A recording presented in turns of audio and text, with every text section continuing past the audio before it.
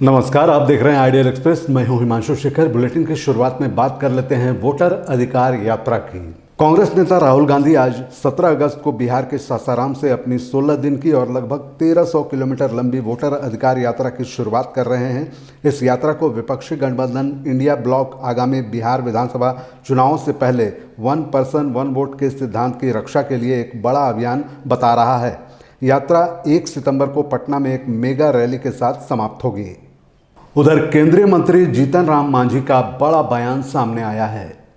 केंद्रीय मंत्री और हिंदुस्तानी अवाम मोर्चा के प्रमुख जीतन राम मांझी ने बड़ा बयान दिया है। मांझी ने एनडीए सहयोगी चिराग पासवान को हाथ जोड़कर नसीहत दी और कहा, एनडीए में रहकर ही भविष्य तलाशिए वरना गर्दिश में पड़ जाएंगे। दूसरी तरफ मांझी ने विपक्ष पर भी जोरदार हमला बोला है और क्या कुछ तंज कसा है राहुल गांधी के ऊपर, आइए सुनते हैं। एनडीए में है, मांझी जी एनडीए में है, क्योंकि चिराग पासवान कभी कुछ भाई चिराग पासवान जी बड़े आदमी हैं, हम उनके बारे में कुछ नहीं कर सकते हैं। इतना मैं उनको जरूर सजेस्ट करूंगा कि एनडीए में रह करके भी अपना भविष्य तलाशिए और नहीं तो फिर गर्दिश में पड़ जाइए। आप है ना सर, क्या लग रहा है आग दिखा रहा है। उधर बिहार के निर्दलीय सांसद पप्पू यादव इन दिनों बाढ़ प्रभावित इलाकों का लगातार दौरा कर रहे हैं।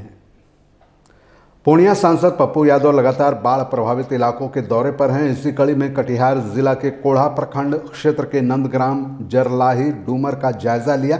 जानकारी के मुताबिक डूमर, कोशी, बरंडी नदी के जलस्तर में हो रहे उतार चढ़ाव के कारण सैकड़ों लोग परेशान हैं। वहीं मौके पर सांसद पप्पू यादव ने कहा कि कटिहार सहित कई इलाके में बाढ़ से लोग परेशान हैं, उनसे जिस हद तक मदद हो पा रही है वो कर रहे हैं। साथ ही सरकार पर कटाक्ष करते हुए कहा कि यहाँ सरकारी मदद नहीं मिल रही है, सरकार को इस पर कोई पहल किया जाना चाहिए। इधर झारखंड के पूर्व मुख्यमंत्री अर्जुन मुंडा जामताड़ा पहुंचे। सूर्य नारायण हांसदा के तथाकथित इनकाउंटर मामले में सूर्य नारायण हांसदा के परिवार से मिलने जाने के क्रम में आज झारखंड के पूर्व मुख्यमंत्री अर्जुन मुंडा पहुंचे जामताड़ा के पोसोई मोड़, जहां भाजपा कार्यकर्ताओं ने जिलाध्यक्ष सुमित शरण के नेतृत्व में गर्मजोशी से उनका स्वागत किया। आइए सुनते हैं क्या कुछ कहा अर्जुन मुंडा ने। से सूचना प्राप्त हो रही है, दुर्भाग्यपूर्ण है इस राज्य में। इसके तह तक जाने की आवश्यकता है और एक संघर्षशील जो दबे कुचले सुदूरवर्ती क्षेत्र के आदिवासियों के मुखर स्वर थे, उनका इस तरीके से इनकाउंटर की बात कह करके एक तरीके से प्रशासन के शिकार हो जाना। अभी हम उसी क्षेत्र, उसी गांव के लिए निकले हैं, उनके परिवारों से मिलेंगे, उनसे बातचीत करेंगे, आसपास के लोगों से मिलेंगे। खबरों के सफर में यहां रुकेंगे एक छोटे से ब्रेक के लिए। बने रहिए आइडियल एक्सप्रेस के साथ।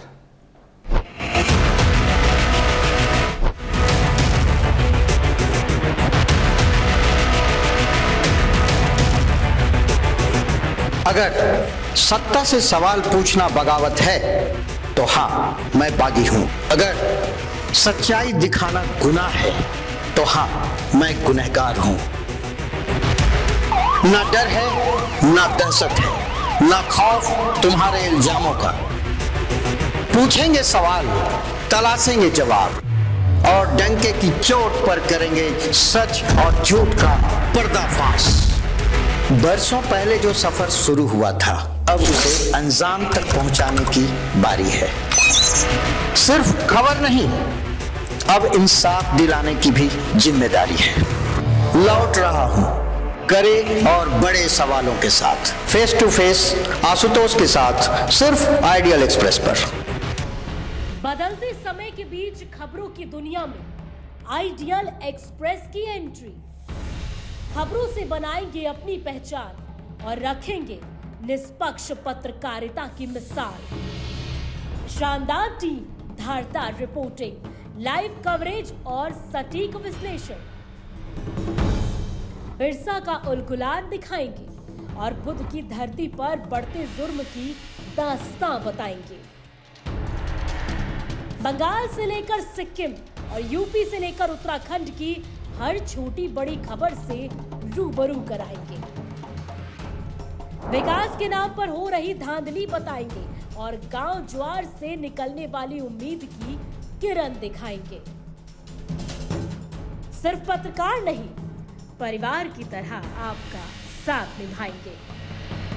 हम आइडियल एक्सप्रेस हैं, सच की तह तक जाएंगे। ब्रेक के बाद आपका फिर से स्वागत है। बढ़ते हैं अगली खबर की ओर। बात करते हैं यूट्यूबर एल्विस यादव की। मशहूर यूट्यूबर एल्विस यादव के घर पर फायरिंग की घटना सामने आई है। घर के पास बाइक पर सवार 3 अज्ञात बदमाश आए और 2 दर्जन से ज्यादा राउंड फायरिंग करने के बाद मौके से फरार हो गए। फायरिंग के बाद तुरंत गुरुग्राम पुलिस के बड़े अधिकारी वहां पहुंचे और जांच शुरू की। घटना की गंभीरता को देखते हुए पुलिस ने आसपास के सीसीटीवी कैमरों को खंगालना शुरू किया। इधर बोकारो से एक अजीब घटना सामने आई है, जहां घर के आगे से आवारा कुत्तों को भगाने के बाद एक पिता पुत्र ने दूसरे व्यक्ति की बेहद पिटाई की है। इस मामला का वीडियो भी सामने आ चुका है, जिस वीडियो में रामचंद्र गुप्ता और उसके पुत्र शुभम गुप्ता के द्वारा विभूति गुप्ता नामक व्यक्ति को लाठी, डंडे और रॉड से पिटाई कर गंभीर रूप से घायल कर दिया गया। मामले के बारे में बताया गया कि शुभम गुप्ता आवारा कुत्तों को घर के बाहर बुलाकर साथ में घूमने का काम करता है और दुकान के बाहर शौच कर देता है। इसी बदतमीजी से दुकानदार ने बेरहम होकर पिटाई कर दी। 12 तारीख को रात में 9:30 बजे में है ना खाना वाना खा के अपने घर के गली में कुत्ते लोग, रोड वाले कुत्ते 7-8 गो थे, जो उन्हें भगा के दरवाज़ा बंद करके जैसे ही अपने घर के गली में घुस रहा था, वैसे ही मेरे भाई रामचंद्र गुप्ता और मेरा भतीजा शुभम गुप्ता दोनों ने रड और डंडे से मेरे ऊपर प्रहार कर दिए, जिससे मैं बचने का कोशिश करने लगा। तब तक मेरा वाइफ और बच्चे निकले, उनके साथ है ना ये लोग अभद्र छेड़खानी की। मारपीट हुआ। मैं दुकान बढ़ा कर रोड पर खड़ा था। एक बैग हल्ला हंगामा होने लगा, चिल्ला चिल्ली होने लगा। मैं वहाँ पहुँचा तो मार करके विभूति गुप्ता को मार करके रोड पर गिरा हुआ था। उसका सिर फटा हुआ था, बहुत बुरी तरह बेरहमी से पीटा गया था। जब पता चला कि उसके भाई रामचंद्र गुप्ता, उसका भतीजा शुभम गुप्ता ने उसे मार पीट करके बेरहमी से गिरा चुके थे। तो उसके बाद मैंने उसको वहाँ से उठा करके जांच। और अब रुख करते हैं गुमला की खबरों की, जहां जन्माष्टमी पूरे धूमधाम से मनाया गया। श्री कृष्ण जन्मोत्सव को लेकर नगर से लेकर ग्रामीण क्षेत्रों तक माहौल पूरा भक्तिमय रहा। मंदिरों को आकर्षक रूप से सजाया गया और जगह जगह पर सांस्कृतिक और धार्मिक कार्यक्रम आयोजित किए गए। इसके अलावा श्री कृष्ण की झांकियां निकाली गईं और कई स्थानों पर मटकी फोड़ प्रतियोगिता का भी आयोजन किया गया। उधर मुजफ्फरपुर में भी जन्माष्टमी पूरे धूमधाम के साथ मनाया गया। मुजफ्फरपुर शहर के मध्य हरिसभा चौक रमण स्थित राधा कृष्ण मंदिर में कृष्ण जन्मोत्सव को लेकर काफ़ी भीड़ दिखी। मंदिर को काफ़ी बेहतरीन तरीके से श्रद्धालुओं के लिए सजाया गया था, जहां काफ़ी संख्या में भक्तों ने पूजा अर्चना की। इस बुलेटिन के खबरों में फिलहाल इतना ही। मुझे दीजिए इजाज़त। बने रहिए आइडियल एक्सप्रेस के साथ। नमस्कार।